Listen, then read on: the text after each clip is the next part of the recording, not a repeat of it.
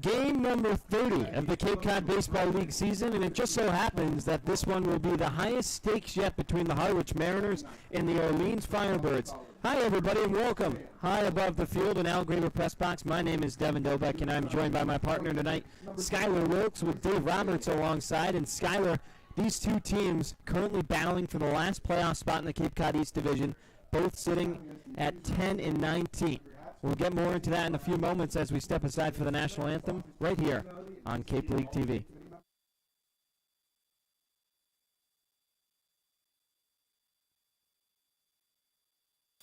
When you need to be seen for a minor illness or injury, Cape Cod Healthcare Urgent Care is here for you with high-quality, full-service walk-in care. ER expertise meets urgent care convenience at our 6 urgent care centers, which are staffed by board-certified ER providers and located Cape-wide from Falmouth to Orleans. Cape Cod Healthcare Urgent Care is open daily and offers a cost-saving option for everything from sprains to stitches, with timely treatment in under an hour for most patients. View online wait times at capecodhealth.org/urgent-care. Cape Cod Healthcare Urgent Care. Minor emergencies, major attention.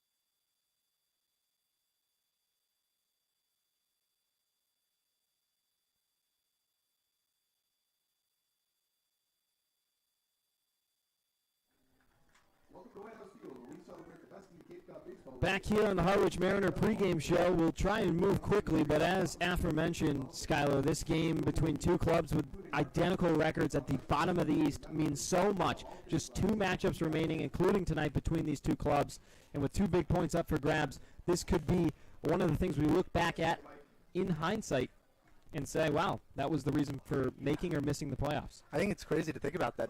A game between two teams last place in the division is so important, but with the Firebirds playing really solid baseball on a 3-game winning streak, and the Mariners on the opposite end of that losing 3 in a row, could, like you said, Devin, be the deciding factor in what this game turns out to be and what the outcome of Harwich's season looks like.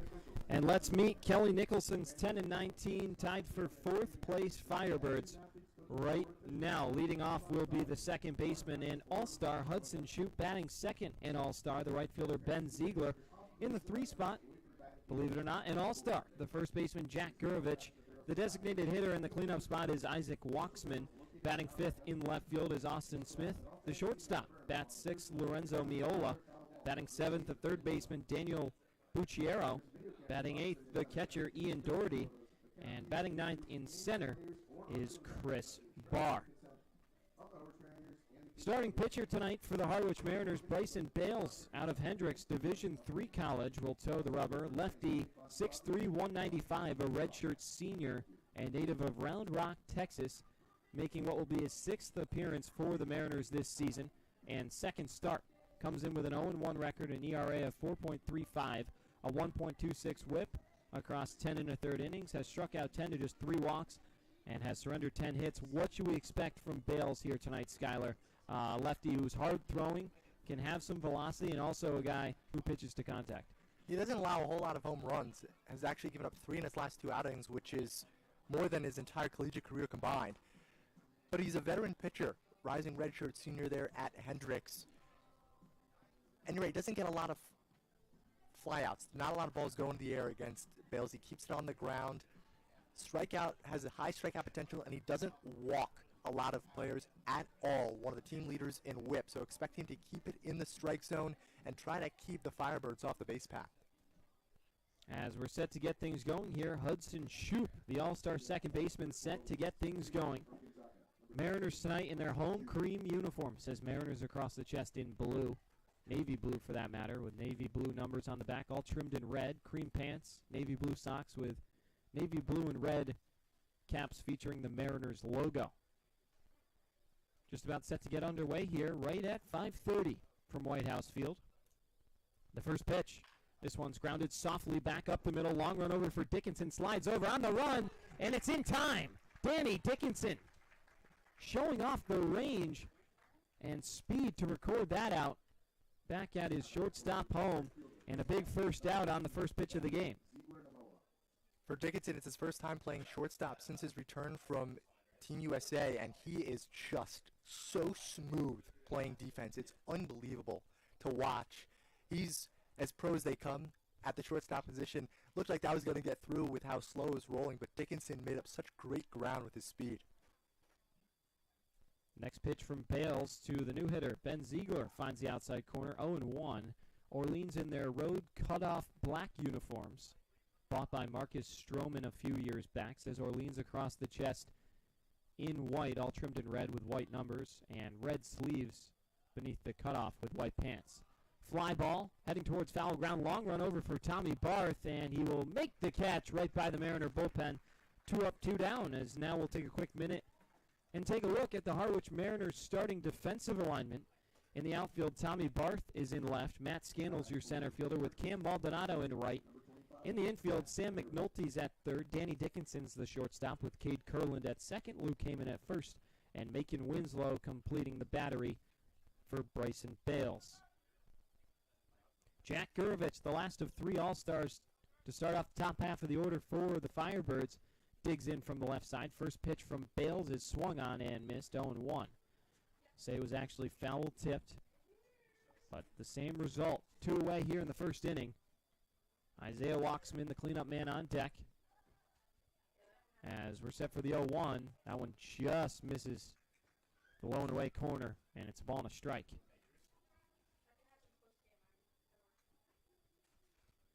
As Skyler mentioned, Orleans 3 straight victories, including their first run rule win last night, 12-2 against the Whitecaps. Next pitch is chopped foul, 1-2. But yeah, they've had some big wins, including against top place YD, 8-1 a couple nights ago, and then they just beat Hyannis, who shut out the Mariners last night.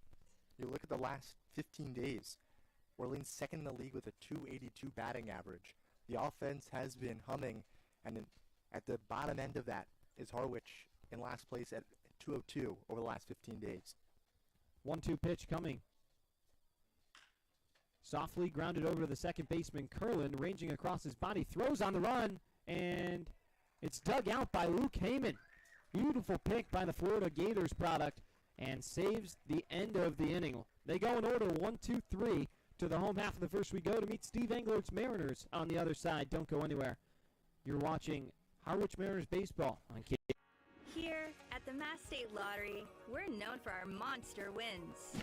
But there's no bigger win than the $1 billion we provide each year to support all 351 cities and towns in Massachusetts. In our game, we know that supporting local businesses and helping communities is how we all win. Because at the lottery, we're all playing for the home team. The Mass State Lottery. Welcome to the state of winning.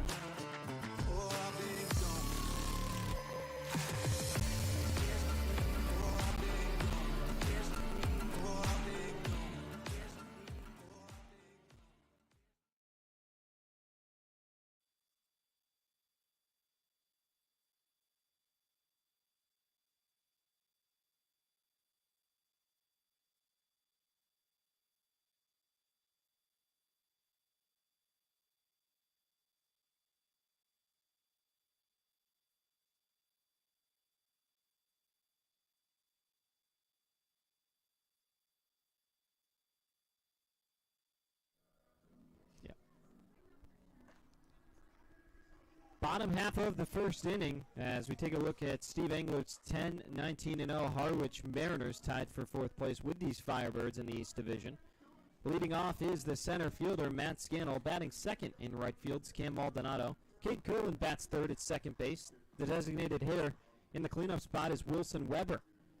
Batting fifth, the first baseman, Luke Heyman. In the sixth spot, the shortstop, Danny Dickinson. Batting seventh behind the plate is Macon Winslow. Batting eighth, the left fielder, Tommy Bartham. Batting ninth, back to the lineup is Sam McNulty at third base. Leading off the bottom of the first for Harwich, the center fielder from Wake Forest. Matt Scannell, one of the few bright spots for the Mariners in the loss last night. A guy who went 3 for 4 and provided more than half of the offense for Harwich, who was held to just 5 hits. A night they'll want to forget. But a new one in a big game against the Firebirds tonight. Great to see Scannell just continuously moving up in the order. Was at 9 for much of the year, then was kind of at the 4 spot. Now with Weingartner out of the lineup, and with Weingartner out, it's Scannell's turn to lead off. The 1-0.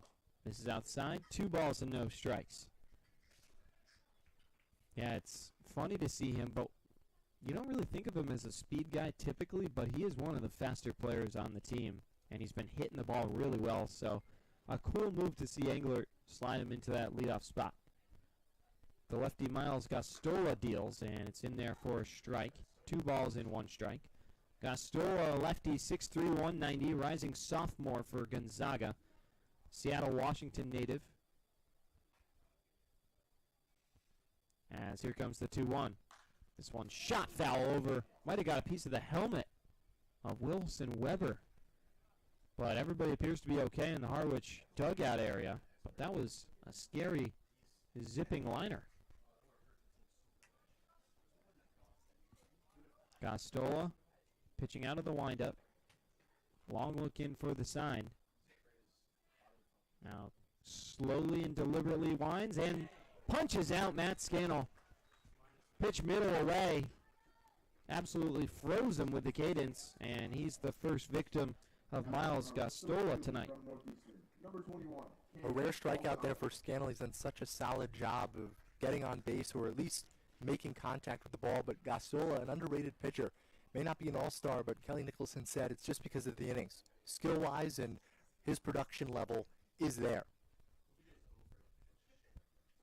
Cam Maldonado digs in. First pitch he sees, he grounds softly over to the second baseman, Hudson Shoup, on to first in time. Big shift for the Orleans Firebirds that time with Shoup to the left of the bag, and it pays off. 2 up, 2 down. Number 11, Cade Curlin. Maldonado, an all-star for a reason. He's done a great job at keeping the ball in play and providing a spark for an offense that hasn't gotten a lot of it.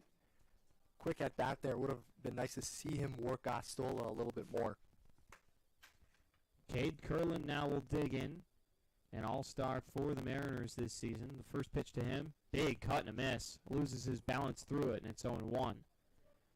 Curlin, a 5'11", 195-pound rising junior for the Florida Gators, native of Tampa Bay, Florida. Here comes the 0-1. That one just missed the inside corner. Curlin crowding the plate. And that one runs just a little bit inside. He had to get out of the way. Curlin, a .269 average this season for the M's. 1-1. Bounced in the dirt. 2-1. He's gotten a little cold as of late. Hitless in his last 2 starts. 0 for 4 in each of those. And he's had just 1 hit in his last 4 games. But prior to that, had 5 in his previous 3. So kind of a up and down season for the All-Star. The 2-1, another huge cut and a miss right at the logo. Beautiful fastball, and it's 2-2. Kind of shocking to see him down at that average because for a while he was just ranging in that 300 level because of how well and consistent he was hitting. Gastola rocks for the 2-2 pitch. It's chopped over to the second baseman, Shoup, once again. The throw is high, but it can be brought back down to earth by Jack Gurovich. And the All-Star reels it in to retire the side. The Mariners go in order just as the Firebirds did. To the second we go. Bales out for his second inning of work. Back in a flash. No score from White House on Cape League TV. Hey Mariners fans, whether you're at White House Field or cheering from home, gear up with some official Harwich Mariners merchandise. Order online or visit our booth behind home plate. See you soon, and roll NERS.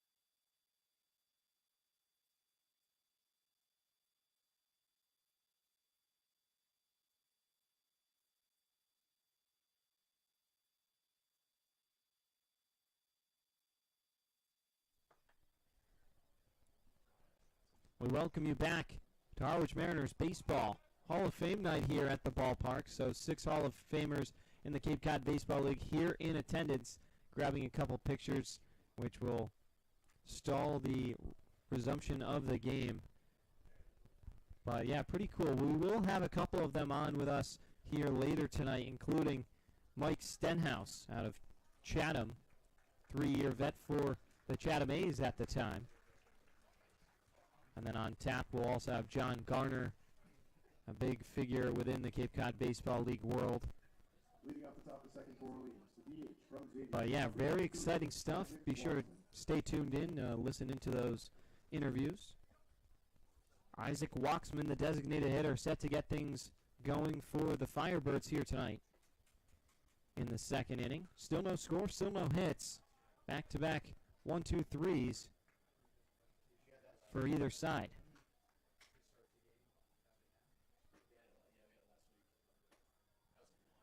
The lefty fires the first pitch. It's chopped softly up the line. Bale's going to have to rush the throw, and he gets it there in time. 4 up, 4 down to start Bryson Bales. And he's been very efficient as well. Well, that's the privilege of when you have someone that is such a consistent strike thrower, getting swings. And imagine there was almost a miscommunication between Heyman and Bales, but the southpaw ran off the mound quickly and made a smooth underhand toss for the first out. Austin Smith, the left fielder, will dig in. A rising senior, native of El Cajon, California, where he went to the University of San Diego. Chops this one softly over to the first baseman, Heyman. He'll flip on to Bales, who's there to cover. Beautiful footwork from both those guys to record that out. And I think it's only been 2 pitches, and here we are with 2 away. Bryson Bales, how about efficiency? Looking like a fellow lefty Harwich pitcher, Ryan DeSanto, from Friday night against Falmouth, where he got through 12 pitches in the first 2 innings. And now Bales, like you said, Devin, 2 pitches, 2 outs. He'll take that, especially for this Harwich pitching staff. 2 away for Lorenzo Miola. The shortstop for the Firebirds watches ball 1 miss up and away, 1-0.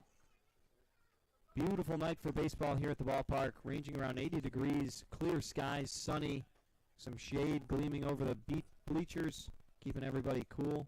Couldn't ask for much more on a beautiful Sunday in Harwich. 2-0 now. And this at-bat has now lasted longer than the previous 2 combined, or equal to. Lorenzo Mayola trying to extend the inning for the Firebirds. 2-0 offering is spoiled off foul, 2-1. Miola, 5'11", 180-pound rising junior, native of Greenbrook, New Jersey, 30 miles outside of New York City.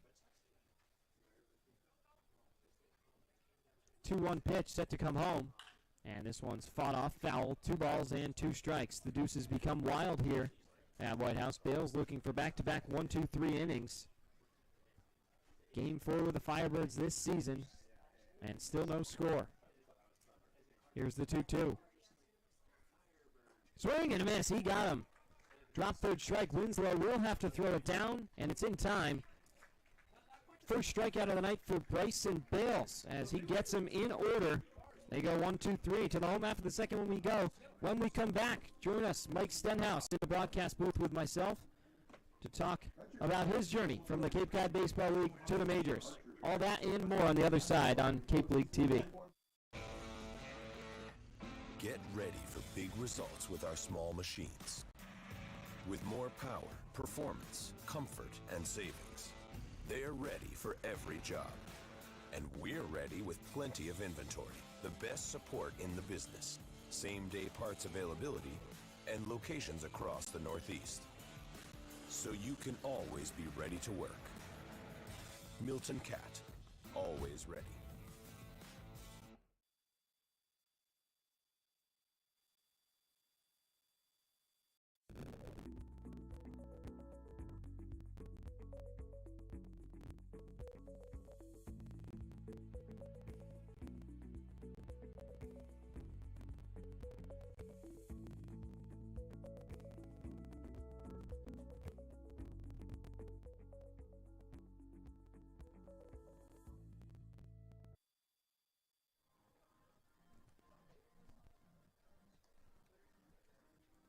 Home half of the second inning here. Mariners and the Firebirds tied at 0 as now joining myself in the booth is Mike Stenhouse, Cape Cod Baseball League Hall of Famer, inducted in the class of 2008.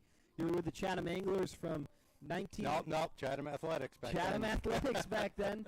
From 77 to 79, spent 3 years there before going pro and getting a chance to play in the majors. So that's kind of everything in a nutshell about you. But let's start with your experience in the Cape Cod Baseball League. You spent 3 summers here. This is my 3rd summer here. Okay. And I know in multiple summers you see a lot of different things. So just take us through your journey with the Chatham Athletics at the time. Well, playing at Harvard, I had obviously some pretty good years there, but playing against this competition was really what the scouts, wanted to see from a baseball point of view. Because obviously the competition level is a little bit higher. So when I started doing well here as well, that was pretty good fortune for me. But the Cape Cod League's a lot more than just baseball for a young man. It's about growing up, being away from home, right, being with your teammates, and exposed to things you may not have been exposed to in college or even in high school. So it was a real important for me 3 years in my maturation as a man and as a ball player.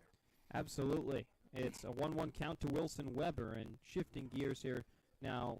Within the Cape Cod Baseball League, were there some specific moments that you've held on to as we sit here in 2024 that you still look back on and wish you could either relive it or that was something really cool? Well, I'll always remember the fog rolling in over the left field trees at the Chatham Ballpark. Oh, yeah. I'll never forget that, hitting those fly balls and either guys not being able to see them or pretending they couldn't see them. Ground ball over to the third baseman, Bucciero. He boots it. Weber on his horse gets there in time. But please continue. And the favorite memory is probably a myth. But they tell me one of the games, if you know the Chatham Field, I assume it's like it was, there's that hill, then there's the road, then there's the firehouse. Yep. Well, they claim I hit one hop off the firehouse. 'Cause I was a left-handed hitter. I don't know if I did that, but I'll take it. Yeah, pretty cool bragging rights, that's for sure. Yeah, I don't brag. I let others say the story, but I just think it might be one of those baseball myths. Right. Luke Heyman digs in. First at bat for him, and he lines this one into left field. How about that? A nice one-on, no-out single for Luke Heyman, and the Mariners got 2 on for Danny Dickinson. But, so 40-something odd years later, we're sitting here, 45 years later. What has changed in that time? Obviously, there's, the obvious things, like we're sitting here doing a broadcast. That probably wasn't around in 1977. No. But what kind of things have you noticed that kind of grab your attention? You're like, oh, that's pretty cool that they changed that, or I kind of missed that element of the game that we had back then. What I like most about it is how things have stayed the same. Out there, the ballpark's kind of how I remember it. The people sitting on their long chairs, some on the lawns, some in the stands, the kids running around having a good time. just a simple but cozy and beautiful little ballpark like this.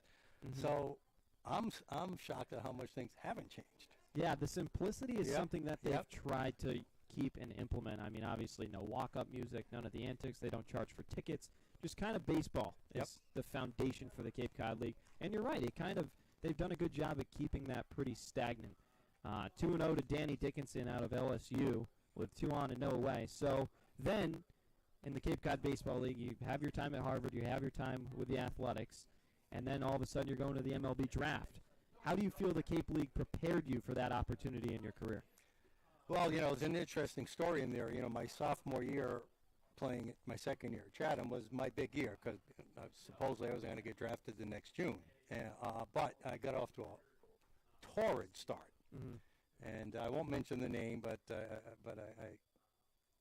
had a double and a home run off a guy on Yarmouth, and he wasn't too happy about it. He threw one at my bean. I put my hand up, it broke my hand, and I missed the season.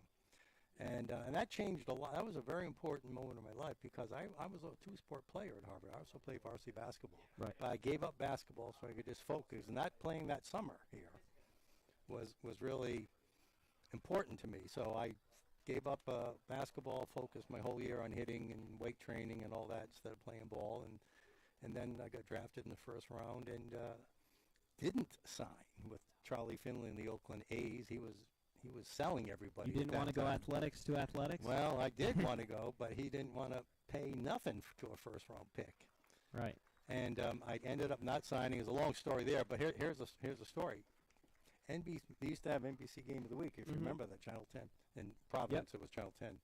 And they were sending Joe Garagiola to Chatham to say, let's talk about how it doesn't always work out for first-round draft picks in the Major League Baseball draft.